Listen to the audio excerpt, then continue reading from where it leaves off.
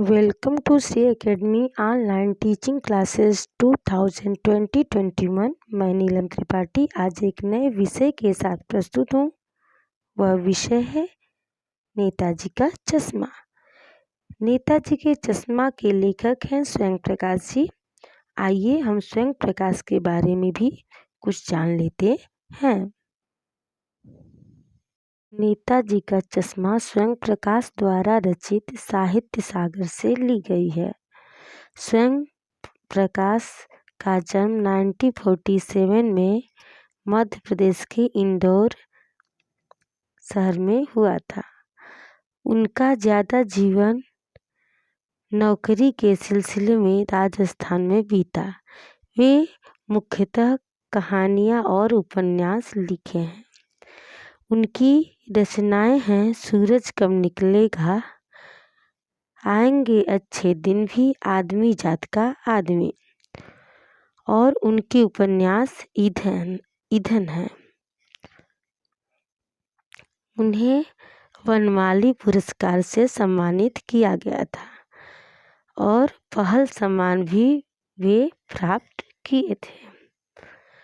उनकी कहानियों की मुख्य विशेषता थी कि वह अपने कहानियों में मध्यम वर्गीय लोगों का चित्रण किए थे।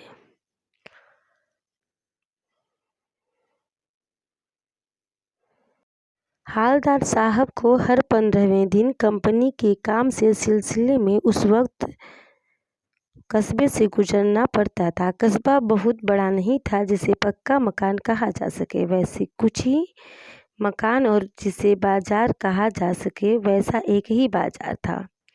कस्बे में एक लड़कों का स्कूल, एक लड़कियों का स्कूल, एक सीमेंट का छोटा सा कारखाना था, 2 ओपन एयर सिनेमा घर और एक तो नगर पालिका भी थी।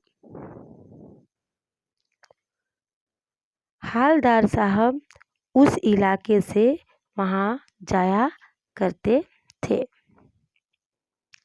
जहाँ पर नेताजी सुभाष चंद्र की मूर्ति लगी थी। उस चौराहे पर मूर्ति की सबसे बड़ी विशेषता थी कि उसमें चश्मा नहीं लगा था।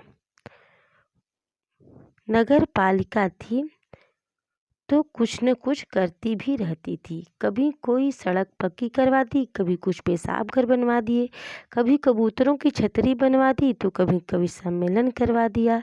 इसी नगर पालिका के कारण कुछ न कुछ कार्य होते रहते थे। पूरी बात तो अब पता नहीं, लेकिन लगता है कि देश के अच्छे मूर्तिकारों की जानकारी नहीं होने और अच्छी मूर्ति की लागत अनुमान और उपलब्ध से बजट से कहीं ज़्यादा होने के कारण काफ़ी समय उहापोह चिट्ठी पत्री में बर्बाद हुआ होगा और बोर्ड की शासनावधि समाप्त होने की घड़ियों में किसी स्थानीय कलाकार को ही अवसर दे दिया गया होगा और अंत में कस्बे के इकलौते हाई स्कूल के इकलौते ड्राइंग मास्टर, मान लीजिए मोतीलाल जी को यह काम सौंप दिया गया होगा, जो महीने भर में मूर्ति बनाकर पटक देने का विश्वास दिला रहे थे।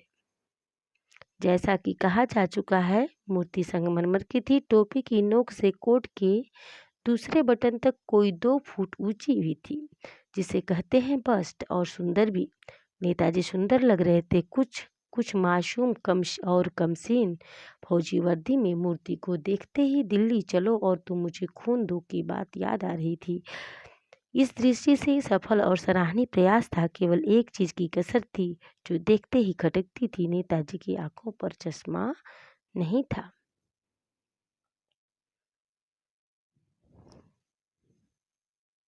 यानी चश्मा तो था लेकिन संगमरमर का नहीं था। एक सामान्य और सचमुच के चश्मे का चौड़ा काला फ्रेम मूर्ति को पहना दिया गया था। हालदार साहब जब पहली बार इस कस्बे से गुजरे और चौराहे पर पान खाने लगे, तब उन्होंने इससे लज्जित किया और उनके चेहरे पर एक कौतुक भरी मुस्कान फैल गई। वाह भाई, यह आइडिया भी ठीक है। मूर्ति पत्थर की लेकिन चश्मा रियल। जीप कस्बा छोड़कर आगे बढ़ गई। तब भी हालदार साहब इस मूर्ति के बारे में ही सोचते रहे और अंत में इस निष्कर्ष पर पहुंचे कि कुल मिलाकर कस्बे के नागरिकों का यह प्रयास सराहनीय ही कहा जाना चाहिए। महत्व मूर्ति के रंग रूप या कद का नहीं, उस भावना का है, वरना तो देशभक्ति भी आजकल मजाक की चीज होती जा रही है। दूसरी बार जब हालदार साहब उधर से गुजरे तो उन्हें मूर्ति में कुछ अंतर दिखाई दिया। ध्यान से देखा तो पाया कि चश्मा दूसरा है। पहले मोटे फ्रेम वाला चौकोर चश्मा था, अब तार के फ्रेम वाला गोल चश्मा है। हालदार साहब का कौतुक और बढ़ा। वाह भाई, क्या आइडिया है! मूर्ति कपड़े नहीं बदल सकती, लेकिन चश्मा तो बदल ही सकती है। इस कौतूहलता को शांत करने के लिए तीसरी बार फिर गए और देखा नया चश्मा था। हालदार साहब की आदत पड़ गई, हर बार कस्बे से गुजरते समय चौराहे पर रुकना, पान खाना और मूर्ति को ध्यान से देखना। एक बार जब कौतूहल दुर्दमनी हो उठा तो पान वाले से ही पूछ लिया, क्यों भाई, क्या बात है? यह तुम्हारे नेताजी का चश्मा हर बार बदल कैसे जाता है?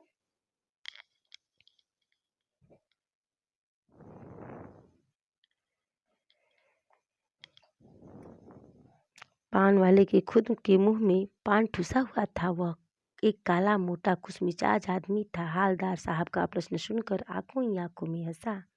उसकी तोंद थिरकी, पीछे घूमकर पान थूका और बोला कि यह चश्मा एक कैप्टन लगाता है।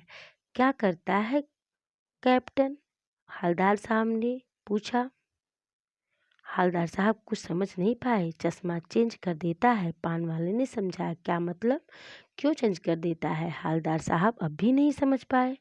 कोई ग्राहक आ जाता है तो उसे चौड़े फ्रेम का चश्मा चाहिए होता है, इसलिए वह चश्मा उसे देकर उस पर दूसरे चश्मा को लगा देता है। अब हालदार साहब को बात कुछ कुछ समझ में आई। एक चश्मे वाला है जिसका नाम कैप्टन है, उसे नेताजी के बगैर चश्मे वाली मूर्ति बड़ी ही खराब लगती है, बल्कि आहत करती है, मानो चश्मे के बगैर नेताजी को असुविधा हो रही हो। इसलिए वह अपनी छोटी सी दुकान में उपलब्ध चश्मों में से एक चश्मा लगा देता है। लेकिन जब कोई ग्राहक आता है और उसे वैसे ही फ्रेम की दरकार होती है जैसे मूर्ति पर लगा है, तो कैप्टन चश्मे वाला मूर्ति पर लगा फ्रेम संभवतः नेताजी से क्षमा मांगते हुए लाकर ग्राहक को दे देता है और बाद में नेताजी को दूसरा फ्रेम लौटा देता है। वाह भाई, क्या बात है! लेकिन भाई, एक बात अभी भी समझ में नहीं आई। हालदार साहब ने पान वाले से फिर पूछा, लेकिन नेताजी का ओरिजिनल चश्मा कहाँ गया? पान वाला दूसरा पान मुंह में ठूस चुका था। दोपहर का समय था, दुकान पर भीड़ काफी थी। वह फिर आंखों ही आंखों में हंसा। उसकी तोतुर की कत्थे की डंडी फेंक पीछे मुड़कर उसने नीचे पीक थूकी और मुस्कुराता हुआ बोला, मास्टर बनाना भूल गया। पान वाले के लिए यह एक मजेदार बात थी, लेकिन हालदार साहब के लिए चकित और द्रवित करने वाली, यानी वह ठीक ही सोच रहे थे। मूर्ति के नीचे लिखा मूर्तिकार मास्टर मोतीलाल वाकई कस्बे का अध्यापक था। बेचारे ने महीने भर में मूर्ति बनाकर पटक देने का वादा कर दिया होगा, बना भी ली होगी, लेकिन पत्थर में पारदर्शी चश्मा कैसे बनाया जाए, कांच वाला, यह तय नहीं कर पाया होगा, या कोशिश की होगी, असफल रहा होगा। यह बनाते बनाते कुछ और बारीकी के चक्कर में टूट गया होगा चश्मा, या पत्थर का चश्मा अगल से बनाकर फिट किया होगा और वह निकल गया होगा। उफ!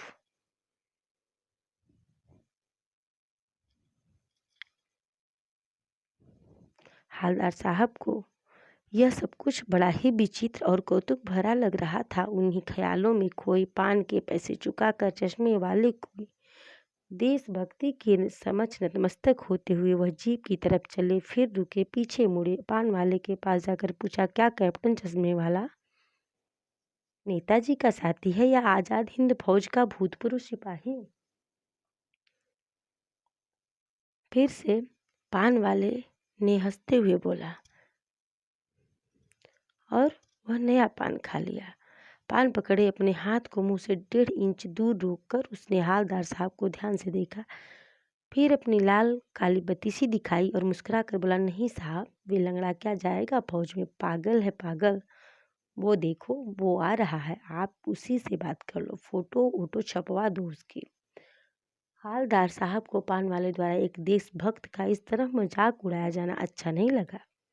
मुड़कर देखा तो अवाक रह गए। एक बेहद बूढ़ा मरियल सा लंगड़ा आदमी, सिर पर गांधी टोपी और आंखों पर काला चश्मा लगाए, एक हाथ में एक छोटी सी संदूक की और दूसरे हाथ में एक बांस पर टंगे बहुत से चश्मे लिए अभी अभी एक गली से निकला था और अब एक बंदूकान के सहारे अपना बांस टिका रहा था। तो इस बेचारे की दुकान भी नहीं, फेरी लगाता है। हालदार साहब चक्कर में पड़ गए। पूछना चाहते थे, इस कैप्टन क्यों कहते हैं इसे, क्या यही इसका वास्तविक नाम है? लेकिन पान वाले ने साफ बता दिया था कि अब वो कोई प्रश्न का उत्तर देने को तैयार नहीं। ड्राइवर भी बेचैन हो रहा था, काम भी था। हालदार साहब जीप में बैठकर चले गए। तो इस बेचारे की दुकान भी अपनी नहीं, यह दूसरे के दुकान के सहारे टिका कर अपना चश्मा बेचता है। 2 साल तक हालदार साहब अपने काम के सिलसिले में उस कस्बे से गुजरते रहे और नेताजी की मूर्ति में बदलते हुए चश्मों को देखते रहे। कभी गोल चश्मा, कभी चौकोर, कभी लाल, कभी काला, कभी धूप का, कभी घुंघू चश्मा देखते थे। उस धूल भरी यात्रा में हालदार साहब की कौतुकता और बढ़ जाती थी। फिर एक बात ऐसा हुआ कि मूर्ति के चेहरे पे कोई चश्मा ही नहीं था। उस दिन पान की दुकान भी बंद थी, चौराहे की अधिकांश दुकानें बंद थी। अगली बार भी मूर्ति की आंखों पर चश्मा नहीं था। हालदार साहब ने पान खाया और पान वाले से पूछा, क्यों भाई, क्या बात है, आज तुम्हारे नेताजी की आंखों पर चश्मा नहीं है? पान वाला उदास हो गया। उसने पीछे मुड़कर मुंह का पान नीचे थूका और सिर झुकाकर अपनी धोती के सिर से आंखें पोंछता हुआ बोला, माँ साहब, कैप्टन मर गया। और कुछ नहीं पूछ पाए हालदार साहब। कुछ पल चुपचाप खड़े रहे, फिर पान के पैसे चुकाकर जीप में आ बैठे और रवाना हो गए। बार बार सोचते क्या होगा उस कौम का जो अपने देश की खातिर घर गृहस्थी, जवानी, जिंदगी सब कुछ छोड़ देने वालों पर भी हंसती है, अपने लिए बिकने के मौके ढूंढती है। दुखी हो गए। 15 दिन बाद फिर उसी कस्बे से गुजरे। कस्बे में घुसने से पहले ही ख्याल आया कि कस्बे के हृदय स्थली में सुभाष की प्रतिमा अवश्य ही प्रतिष्ठापित होगी, लेकिन सुभाष की आंखों पर चश्मा नहीं होगा क्योंकि मास्टर बनाना भूल गया और कैप्टन मर गया। सोचा आज वहाँ रुकेंगे नहीं, पान भी नहीं खाएंगे, मूर्ति की तरफ देखेंगे भी नहीं, सीधे निकल जाएंगे। ड्राइवर से कह दिया, चौराहे पर रुकना नहीं, आज बहुत काम है, पान आगे कहीं खा लेंगे। किंतु चौराहे से गुजर रहे थे, तभी आदत से मजबूर आंखें मूर्ति की तरफ उठ गईं। कुछ ऐसा देखा कि चीख कर रोको। जीप स्पीड में थी। ड्राइवर ने जोर से ब्रेक मारा। चिल्ला रास्ते में चिल्लाते समय लोग उन्हें देखने लगे। जीप रुके न रुके, हालदार साहब जीप से कूद गए और मूर्ति की आंखों पर सरगंडे से बना छोटा सा चश्मा रखा हुआ देखा, जैसे बच्चे बना लेते। हालदार साहब भावुक हैं, इतनी सी बात पर उनकी आंखें भर आईं। धन्यवाद।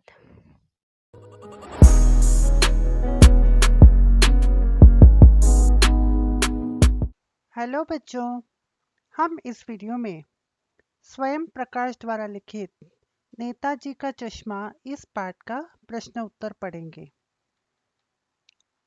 सेनानी न होते हुए भी चश्मे वाले को लोग कैप्टन क्यों कहते थे? सेनानी न होते हुए भी चश्मे वाले को लोग इसलिए कैप्टन कहते थे क्योंकि उसके अंदर देशभक्ति की भावना कूट कूट कर भरी हुई थी। वह स्वतंत्रता आंदोलन में भाग लेने वाला सेनानियों का बहुत सम्मान करता था। पान वाले का एक रेखा चित्र प्रस्तुत कीजिए। पान वाला काला, मोटा और खुश मिजाज आदमी था। उसके सिर पर गिने चुने बाल ही बचे थे। ज्यादा पान खाने के कारण उसके दांत काले लाल हो चुके थे। वह हरदम अपने मुंह में पान भरे रहता था। आशय स्पष्ट कीजिए। बार बार सोचते क्या होगा उस कौम का जो अपने देश के खातिर घर गृहस्थी जवानी जिंदगी सब कुछ होम देने वालों पर भी हंसती है और अपने लिए बिकने के मौके ढूंढती है।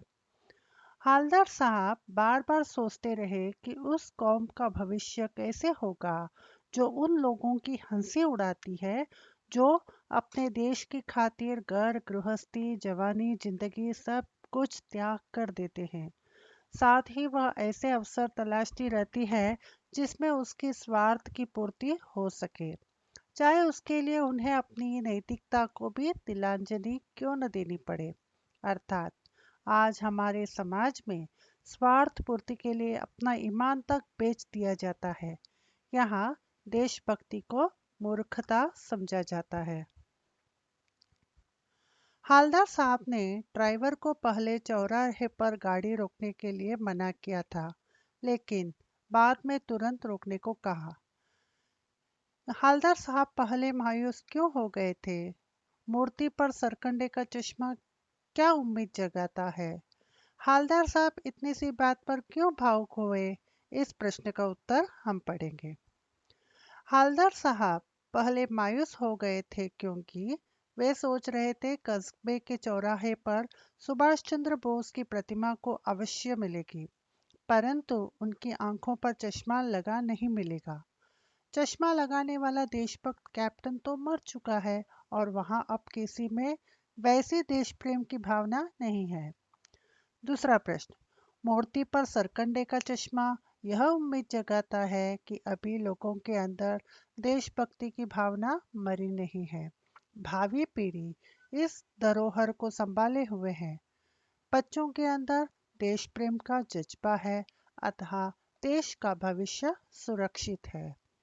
तीसरा, जब उन्होंने नेताजी के प्रतिमा की आंखों पर चश्मा लगा देखा, तो हालदार साहब के मन में की निराशा की भावना अचानक ही आशा के रूप में परिवर्तित हो गई और उनके हृदय की प्रसन्नता आंखों में आंसू बनकर छलक उठी।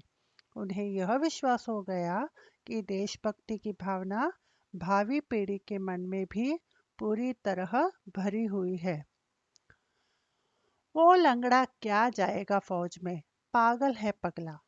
कैप्टन के प्रति पानवाले की इस टिप्पणी पर अपनी प्रतिक्रिया लिखिए। यह टिप्पणी कैप्टन के बारे में हालदार साहब के द्वारा पूछे जाने पर पानवाले द्वारा कही गई थी, जो बिल्कुल उचित नहीं था। कैप्टन शारीरिक रूप से अक्षम था, जिसके कारण वह फौज में नहीं जा सकता था, परंतु उसके हृदय में जो अपार देशभक्ति की भावना थी, वह किसी फौजी से कम नहीं थी।